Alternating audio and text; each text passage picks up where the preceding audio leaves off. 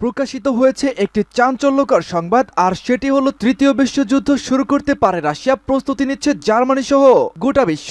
আর এ নিয়েই যেন মাথায় আকাশ ভেঙে পড়ল মার্কিন প্রেসিডেন্ট জো বাইডেনের। তৃতীয় বিশ্বযুদ্ধের পুরোপুরি তোড়জোড় শুরু করে দিয়েছে রাশিয়া সহ গোটা বিশ্বের পরাশক্তিগুলো।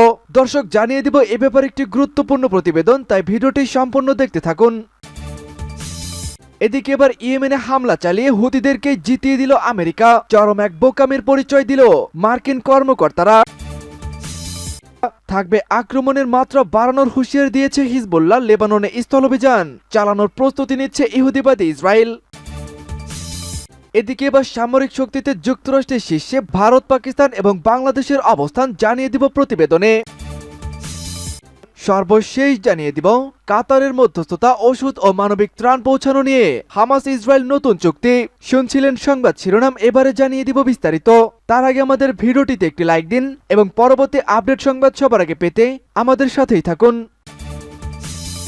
প্রকাশ্যে এসেছে একটি চাঞ্চল্যকর সংবাদ। তৃতীয় বিশ্বযুদ্ধ শুরু করতে পারে রাশিয়া, প্রস্তুতি নিচ্ছে জার্মানি সহ গোটা ইউরোপ। পৃথিবীর বুকে তৃতীয় বিশ্বযুদ্ধ শুরু করতে পারে রাশিয়া।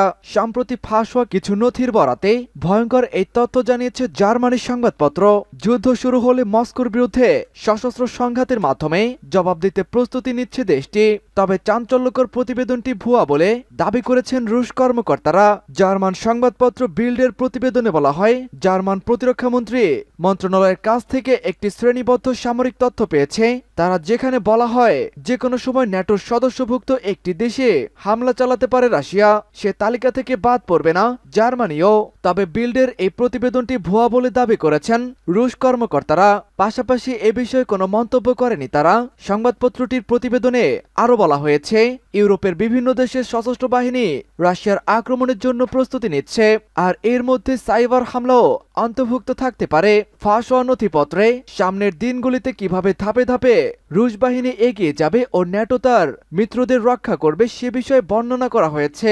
শুধু তাই নয়, চলতি বছরের সেপ্টেম্বরের দিকে সংঘর্ষ বাড়বে বলে মস্কো কিয়েভের সেই বিষয়ে বলা হয়েছে।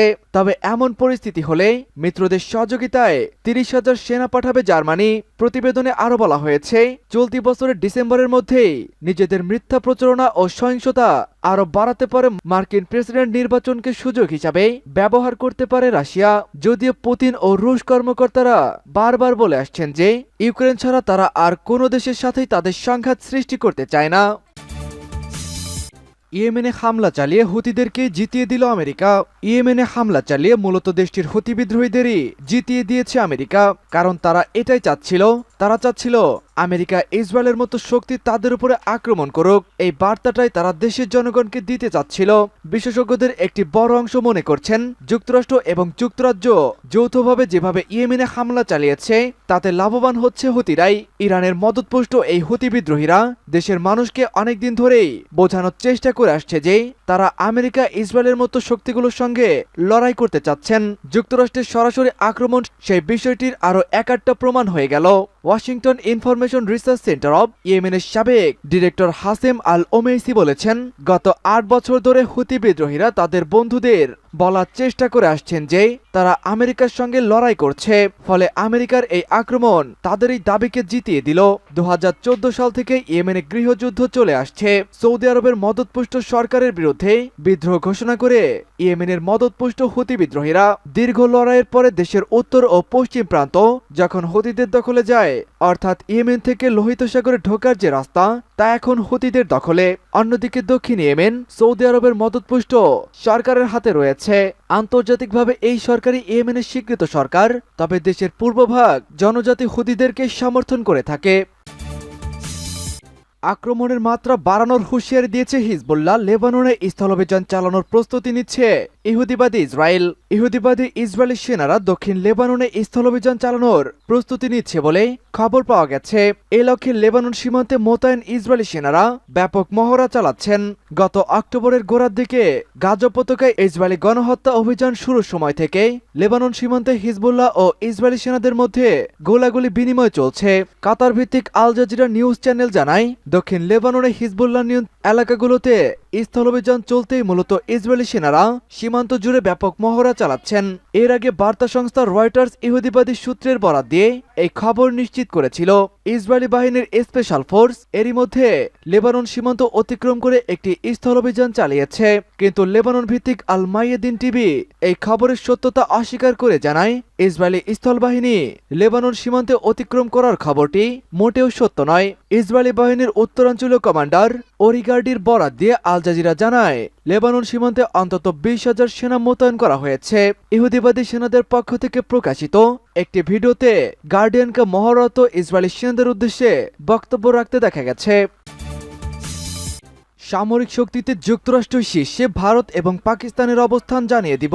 সামরিক শক্তির নিরিখে বিশ্বের সবচেয়ে শক্তিশালী দেশটি হলো যুক্তরাষ্ট্র। ঘাড়ের কাছে চীন নিঃশ্বাস ফেললেও ভ্লাদিমির পুতিনের রাশিয়া এখনো 2 নম্বর অবস্থানে রয়েছে। আন্তর্জাতিক সামরিক পর্যবেক্ষক সংস্থা গ্লোবাল ফায়ার পাওয়ার ইন্ডেক্স ও জিডিপি এ সংক্রান্ত তালিকা প্রকাশ করেছেন। ওই তালিকা অনুযায়ী সামরিক শক্তির সংখ্যা তত্ত্বর হিসাব অনুযায়ী চীন রয়েছে 3য় অবস্থানে। দেশগুলোর সেনা সংখ্যা, সমরাস্ত্র এবং সামরিক সরঞ্জামের মান ও পরিমাণ উৎকর্ষ, সেনা সন্নিবেশের কৌশলগত অবস্থান এমনকি সংশ্লিষ্ট দেশের অর্থনৈতিক হাল বিশ্লেষণ করে প্রকাশিত হয়েছে ওই তালিকা। বিশ্বের মোট 145টি দেশের ওই তালিকায় ভারত রয়েছে 4র্থ স্থানে। গ্লোবাল পাওয়ার ইন্ডেক্স এ প্রথম 10-এ থাকার পরের দেশগুলো হলো দক্ষিণ আফ্রিকা, ব্রিটেন, জাপান, তুরস্ক, পাকিস্তান ও ইতালি। তাৎপর্যপূর্ণভাবে প্রথম 10 দেশের মধ্যে নেই পরমাণু শক্তিধর রাষ্ট্র তথা জাতিসংঘের নিরাপত্তা সংস্থার স্থায়ী সদস্য ফ্রান্স। প্রসঙ্গত বছর 2 আগে সামরিক বিষয়ক ওয়েবসাইট মিলিটারি ইন্ডেক্সে প্রকাশিত আল্টিমেটাম মিলিটারি স্টেট ইন্ডেক্স বা প্রকৃত সামরিক চুক্তি সূচক জানিয়েছিল যুক্তরাষ্ট্রকে টপকে বিশ্বে 1 নম্বর শক্তি হয়ে উঠেছে চীন। এদিকে সামরিক শক্তির বিচারে 145 দেশের মধ্যে 37তম অবস্থানে রয়েছে বাংলাদেশ।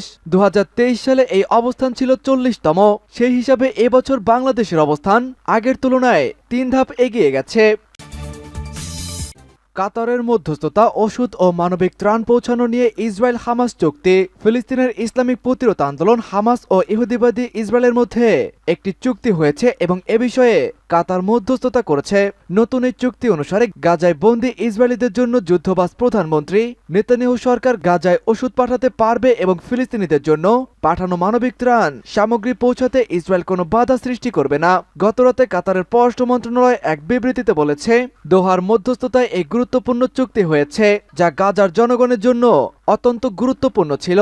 বিবৃতিতে বলা হয়েছে, চুক্তি অনুসারে ইসরায়েল হামাসের সাথে বন্দীদের জন্য ওষুধ পাঠাবে এবং ফিলিস্তিনিদের জন্য বাইরে থেকে পাঠানো ত্রাণ সামগ্রী ও ওষুধ বিনা বাধায় গাজায় প্রবেশ করতে দিবে। ইসরায়েলের প্রধানমন্ত্রী বেনিয়ামিন নেতানিয়াহু নিজেও এই চুক্তির কথা নিশ্চিত করেছেন। তিনি জানিয়েছেন, গাজায় বন্দীদের জন্য আগামীকাল থেকেই ওষুধ পাঠানো শুরু হবে।